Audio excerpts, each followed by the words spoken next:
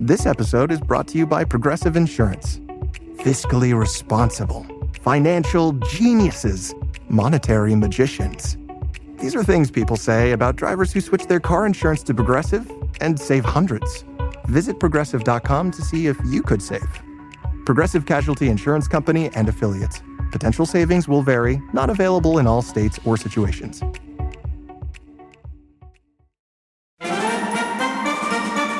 The Red Apple Media Podcast Network presents This is Protecting America. Now, here's Emmy-winning journalist Rita Cosby. And welcome to another edition of Protecting America. I'm Rita Cosby. Russian jets took down a U.S. drone in international waters southwest of Crimea, and our Pentagon has responded by saying the move was, quote, unsafe and unprofessional. Is that strong enough of a response to Russia? Well, joining us now is retired U.S. Army Lieutenant Colonel Tony Shaffer. He is also a retired Department of Defense intelligence operative and also the president of the London Center for Policy Research and president of Project Sentinel. Tony, great to have you here. Hey, Rita, always great to join you, and thanks for having me on this. This is a bit of a complex topic, so I hope we can break it down and make it understandable for everybody. What is your reaction to the Russian jets taking down the U.S. drone? It was inevitable. And the folks I've been speaking to, literally within the last hour in one case, we provoked it. We sent that drone in basically in what they're saying is stealth mode. Basically, because this is an active combat zone, aircraft all have to emit. Basically, you have IFF, information, one of those things which actually emits information to tell people on radar what's going on. So we were trying to be half again smart as everybody else and turn all the emitters off, put it in stealth mode. And of course, they send it into an area where the Russians are very sensitive. So it was inevitable. And my problem is not so much that we did it. I mean, we did gain apparently valuable information about, how the Russians do things. That drone, the ANQ-9, apparently it's one of those that can be armed. It's a Reaper. It does have a sensor platform that does a spectrum of things, everything from imagery, which we saw the pictures of the Su-27 taking it down. It has signals intelligence arrays that can detect very small emissions regarding tactical communications, as well as radar emissions from ships and things like that. So it's a very effective platform. And we sent it into an area where we knew the Russians would do something. So as much as anything, we knew this would happen. And I'm not judging it to be good or bad. I'm just saying we sent the drone in knowing that something was going to happen. Tell us a little bit more about the capabilities of this drone. Sure. Well, the drone itself is a Reaper. In addition, as it being a Reaper means it can be armed. In this case, I don't think it was armed, but these things have been used extensively in the war on terror to take out terrorist organizations and vehicles and things like that. These things are a weapon system.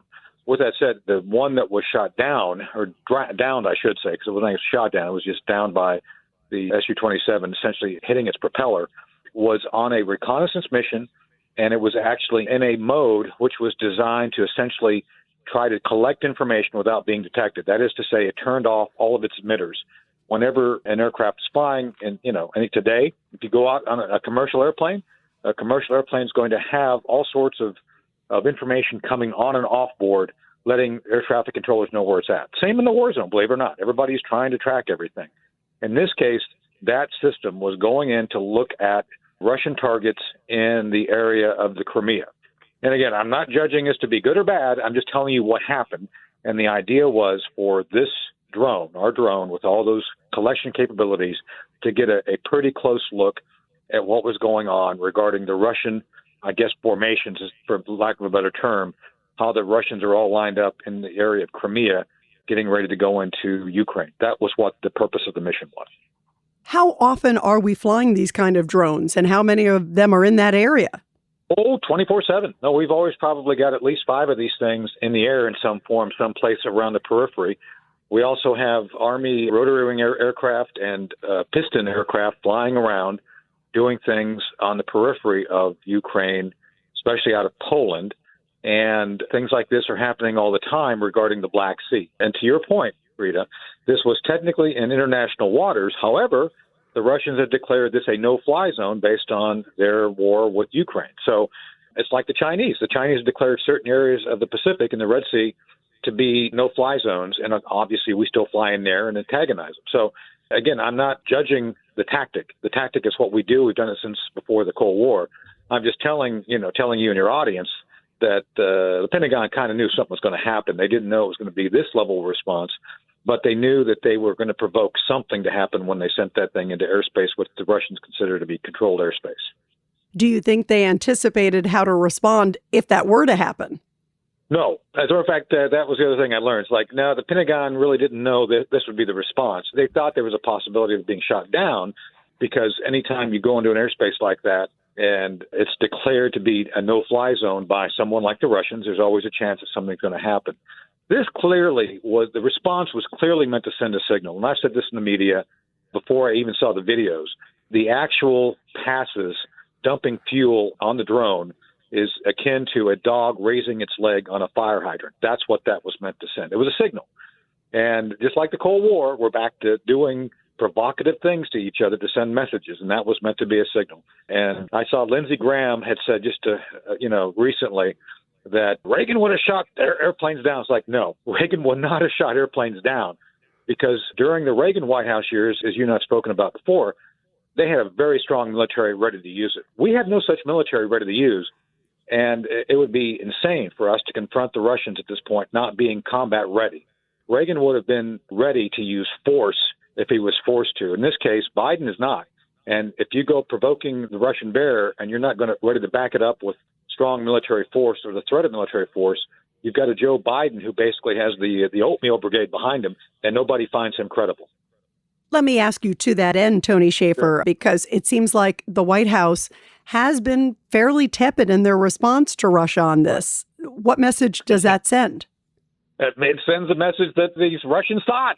Rita, this is what I mean. It's like Reagan would have said a series of very strongly worded things relating to there's going to be consequences for this action.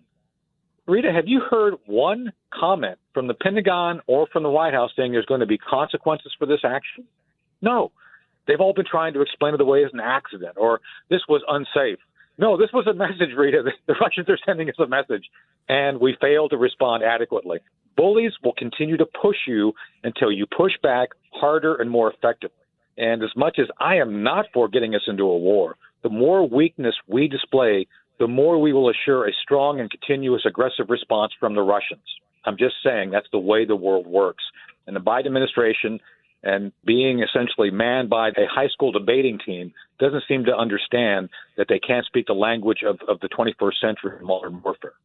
You know, Defense Secretary Lloyd Austin has been criticized by a lot of people, and a number of people have come out and said he sounds more like Secretary of State than Secretary of Defense in the way he's handled that. Do you agree, and why? I do. Look, I know Lloyd Austin. I served in combat with him. He was a brigadier general I served under, and he approved my Bronze Star. With that said, the Lloyd Austin of today is not the Lloyd Austin of combat, clearly. Lloyd Austin has become essentially an advocate of woke politics that includes a tepid, if not a completely feckless defense that responds to threats by words of hope and reconciliation, not aggressive, essentially posturing to say there's going to be consequences if you continue to do things aggressively. So as much as anything, Rita, we were aggressive. We did things to prompt this. But coming back and saying, oh, well, we really didn't mean to do it by Austin, the way he's doing it is simply going to, again, encourage and ensure more aggressive behavior back in our direction. Reagan would have stood up and said, yeah, well, look, we were doing something. We felt it was our obligation to understand more clearly what was going on. The aggressive response by the Russians will be met by some consequence. We don't know what that's going to be, but there's going to be a consequence. Rita, no such language was used. Austin should have used such language to say, as much as anything, we're not going to tolerate being pushed around. What about General Mark Milley, chairman of the Joint Chiefs? Because he seems to also be very soft, and he's supposed to be sort of the warrior, at the top warrior for the U.S. government. He is, as chairman of the Joint Chiefs, and I've dealt with a few to include Mark. And Mark's response on this, again, is it's very much politically correct and essentially more like, oh, I'm sorry I bumped into you in the hall, than being definitive and saying, we were doing a job necessary to help us understand better what's going on. And, it's a shame that the Russians decided to be aggressive. There's going to be consequences. Instead, it's like, it was unsafe. Of course it was unsafe. It was unsafe because it's meant to send a message. And again, these people are acting like they don't understand what's going on, Rita, and that's what makes it most dangerous. Why are they soft on Russia, or is it just soft on aggression? It's soft because at this point, the policy is not to win and it's not to lose. It's somewhere in between. Now, I've been accused before of being, pro-Russian. I'm not. Putin is a thug. What I'm saying, and this is what my message is consistently, you need to pick what we're going to do. You need to set up in-state objectives that we, the United States, want to achieve. Do we want to win against Russia using Ukraine? Then you need to set that up as a policy objective and then act as such to actually provide weapon systems and strategy to do that. Right now, Rita, we have this muddle of tactics. Sun Tzu once said, tactics without strategy is the noise before defeat. Well, that's where we're going because there's no cohesive strategy. There's no cohesive message. Everybody is just phoning it in. They're doing all this technology, throwing it into the battlefield and hoping for the best. And that, as you and I both know, hope is not a strategy, and especially one that's not going to win a war for us. ChatGPT Plus is free for college students through May. Here's the thing. You've got a lot to do between now and then. Studying for finals, writing papers, trying to keep your life on track. And ChatGPT can help with all of it. It can quiz you for your econ exam, make a study guide from your French notes, plan out your meals and study breaks. It can get really specific on how you like to learn. It can even help you come up with ways to stop procrastinating. So from now until summer break, take advantage of all the ways ChatGPT can make your life easier. Restrictions apply. As we're talking, of course, about Russia, we know that the fragments of that drone are in the Black Sea, like 4,000 to 5,000 feet, apparently in the ocean there. And Russia right away sent a ship there. We don't have any ships in the area. What can they learn from the drone if they get access to some of the parts, if any are even able to be deciphered? That's a great question. It looks like the drone probably hit and it didn't split apart as much as I think that we would have hoped. But with that said, I think the Russians have already had these things captured before. I think there's been a number lost over the years that we've not admitted to that have been lost in the Middle East. I'm sure the Russians do what we do. We, anytime we see a Russian piece of technology go down, we grab it. I used to do something called foreign material acquisition as a very young case officer, where we'd go out and steal, purchase, or otherwise obtain Soviet technology for our own analysis. I'm sure they do the same thing. At this point, I think they would want to look at it just to see what upgrades and other technology we've added to it. So would it be instructive to tell them how we're doing stuff? Yeah, it would be useful to that. But I don't think we're giving up anything new that they've not already seen in the past that we've used on the battlefield. Tony, I want to ask you about this hypersonic missile that Russia has been using of late. We saw it like early on in the war. Now it's come back. Explain the significance of that. So those weapons were actually designed to take out aircraft carriers. They're very fast. They're very effective. There is, frankly, no counter. We have no countermeasure to stop it, and that's not a good thing. These things were designed as essentially near the end of the Cold War and into the 21st century now. They've been refined, and they're very fast, and the Russians have been using them instead of against maritime targets, which they were designed for. Again, they were designed to take out our aircraft carriers. They're using them against large infrastructure targets in Ukraine, and their target is they can't be stopped. Patriots can't do it. There's no weapon system we currently have in the inventory that can stop a hypersonic missile. I know DoD is scrambling right now to try to figure out this issue. This is going to be a tough nut to crack because we ignored this as a threat since the 60s. We knew these things could be made. There was a conscious choice made. My friend Ambassador Hank Cooper has schooled me on this. Hank was one of the guys who was working on the Strategic Defense Initiative and actually looked at these sorts of things as a potential weapon system. We decided not to go down that technology path at the time. The Russians did. And now we have a class of weapons that we can't stop. And we can't help the Ukrainians stop it. The Russians have now had time over the past year to build a bunch more. I think at the beginning of the war, they had like 20 of these things. They used most of them. And now they've been building them. And another thing to remember, Rita, the Russian economy is on wartime footing. They have never stopped having available to them a large part of their manufacturing infrastructure available for just what they're doing it for, spinning it up to do wartime issues. And so they've had a wartime economy going for over a year now, and that's why you see things coming on the battle space very rapidly to include these new missiles, hypersonic missiles.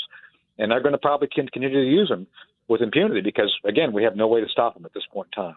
Is that considered sort of a game changer on the battlefield for Russia? Well, Russia has changed its tactics dramatically. I mean, From their incursion a year ago to now, it's a completely different strategy and a different set of weapon systems they're employing. So, yeah, I think they've learned a lot of lessons.